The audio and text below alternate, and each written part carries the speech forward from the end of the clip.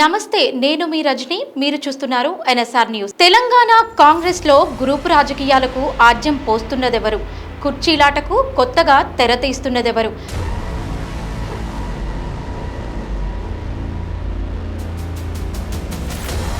CM కుర్చీ కోసం game మొదలు పెట్టిందెవరు? ఏకంగా సీఎంను దించేయాలని ప్లానింగ్ లో ఉన్నదెవరు?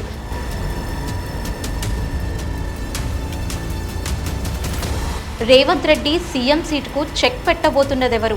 ఇలాంటి ప్రశ్నలన్నింటికీ ఆఫ్ ద రికార్డ్ ఆన్సర్ ఏంటంటే పొంగులేటి శ్రీనివాస్ రెడ్డి. అవును, సీఎం రేవంత్ రెడ్డిని టార్గెట్గా సీఎం కుర్చీలో కూర్చోవడమే ఆశయంగా పావులు కదుపుతున్న నేతగా పొంగులేటి శ్రీనివాస్ గురించి పొలిటికల్ సర్కిల్స్లో అనధికారిక చర్చలు జరుగుతున్నాయి.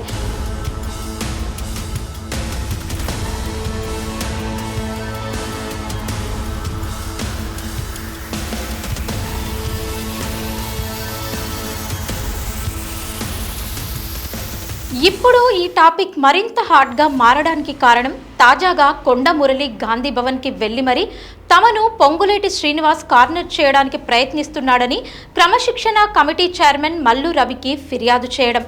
ప్రస్తుత పరిస్థితులు చూస్తుంటే పొంగులేటి వ్యవహారం నిజమేనేమో అనిపిస్తుంది. వరంగల్ జిల్లాలో అత్యంత బలమైన నేతగా కొండ మురళికి పేరుంది. అందరూ లీడర్లు ఒకెత్తైతే ఆయన ఒక ఎత్తు అనేంత పాపులారిటీ ఉంది. దీంతో పాటు కొండ ఒక వర్గం, మిగతా వాళ్ళు ఒక వర్గం అనే గ్రూపు రాజకీయాలు కూడా ఉన్నాయి.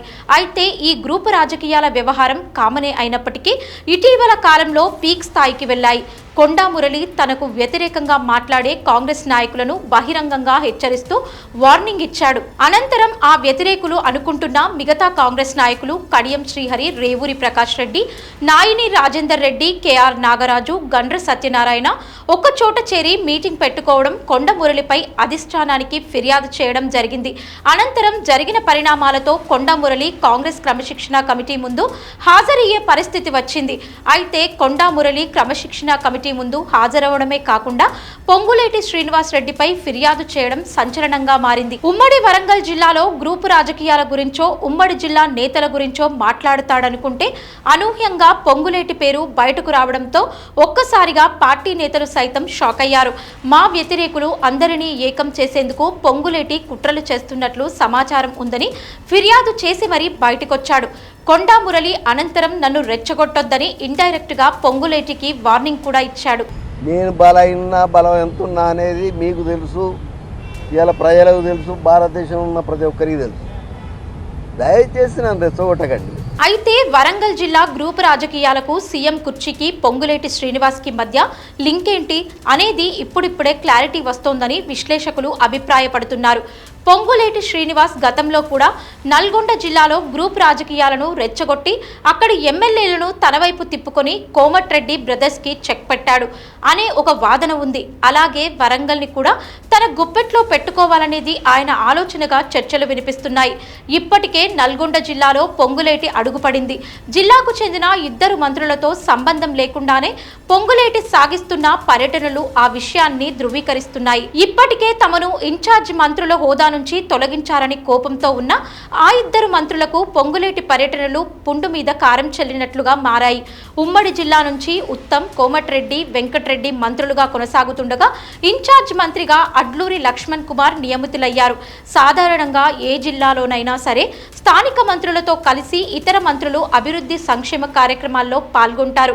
కానీ నల్గొండలో మాత్రం జిల్లా మంత్రులతో సంబంధం లేకుండా మంత్రి పొంగులేటి పర్యటనలు సాగుతుండడం కలకలం రేపుతోంది. మొదటి నుంచి జిల్లాకు చెందిన పలువురు ఎమ్మెల్యేలతో మంత్రి పొంగులేటికి సత్సంబంధాలున్నాయి. నకరేకల్ ఎమ్మెల్యే వేముల వీరేశం కోఆర్డినేషన్లో ఉమ్మడి జిల్లాకు చెందిన ఇతర ఎమ్మెల్యేలు బీర్ల ఐలయ్య, మందుల సామెల్, బత్తుల లక్ష్మారెడ్డి, కుంభం అనిల్ కుమార్ రెడ్డి పొంగులేటితో రెగ్యులర్ టచ్లో ఉంటున్నట్లు తెలుస్తోంది. నియోజకవర్గాలతో సంబంధం లేకుండా ఎక్కడైనా సరే వీరంతా హాజరవుతుంటారు. అదే సందర్భంలో జిల్లా మంత్రులు ఉత్తమ్, కోమటిరెడ్డి పర్యటనల పట్ల మాత్రం ఎమ్మెల్యేలు అంత ఆసక్తి ప్రదర్శించడం లేదన్న చర్చ జరుగుతోంది. నకరకెల్ నియోజకవర్గ వ్యాప్తంగా ఇందిరమ్మ ఇండ్ల పథకం లబ్ధిదారులకు మంజూరు పత్రాలను అందజేసే కార్యక్రమాన్ని వేముల వీరేశం ఏర్పాటు చేశారు. ఇందులో మంత్రి పొంగులేటి ముఖ్య అతిథిగా పాల్గొనగా శాసన మండలి చైర్ గుత్తా సుఖేందర్ రెడ్డి, ఎంపీ చామల కిరణ్, పలువురు ఎమ్మెల్యేలు హాజరయ్యారు. కానీ మంత్రి కోమటిరెడ్డి దూరంగా ఉండడం చర్చనీయాంశమైంది. సో ఉమ్మడి నల్గొండ తన చేతుల్లో ఉన్నట్టే లెక్క. ఇక ఇప్పుడు ఆపరేషన్ ఉమ్మడి వరంగల్ నడుస్తోంది. అయితే జరుగుతున్న ఈ పరిణామాలు ఉమ్మడి జిల్లాల్లో పొంగులేటి జోక్యం ఎందుకోసం అనే ప్రశ్న తలెత్తినప్పుడు పొంగులేటి శ్రీనివాస్ రెడ్డి సీఎం కావాలనుకుంటున్నాడు. అందుకే కొన్ని ముఖ్యమైన జిల్లాలను తన చేతుల్లోకి తీసుకోవాలనుకుంటున్నాడనే అభిప్రాయం వ్యక్తమవుతోంది. పొంగులేటి శ్రీనివాస్ అత్యంత ధనవంతుడైన రాజకీయ నేత, ఖమ్మం జిల్లాలో తిరుగులేని లీడర్. ఇప్పటికే నల్గొండ చేతుల్లోకి వచ్చింది. ఇప్పుడు ఉమ్మడి వరంగల్ జిల్లా కూడా తన చేతుల్లో ఉంటే ఏకంగా 40 నుంచి 50 మంది ఎమ్మెల్యేల సపోర్ట్ తనకు దొరుకుతుందని పొంగులేటి పొలిటికల్ ప్లాన్ వేశాడని రాజకీయ విశ్లేషకులు అభిప్రాయపడుతున్నారు. గత 10 నెలలుగా రాహుల్ గాంధీ, రేవంత్ రెడ్డికి మధ్యలో వచ్చిన గ్యాప్ ని కూడా వాడుకునే పనిలో పొంగులేటి ఉన్నట్లు అనధికారంగా బయటికొచ్చిన విషయం. ఇదే అదునుగా పొంగులేటి స్పీడ్ పెంచాడని పలువురు అభిప్రాయపడుతున్నారు. చూద్దాం పొంగులేటి వర్సెస్ రేవంత్ రెడ్డి కథ ఎలాంటి మలుపు తిరుగుతుందో.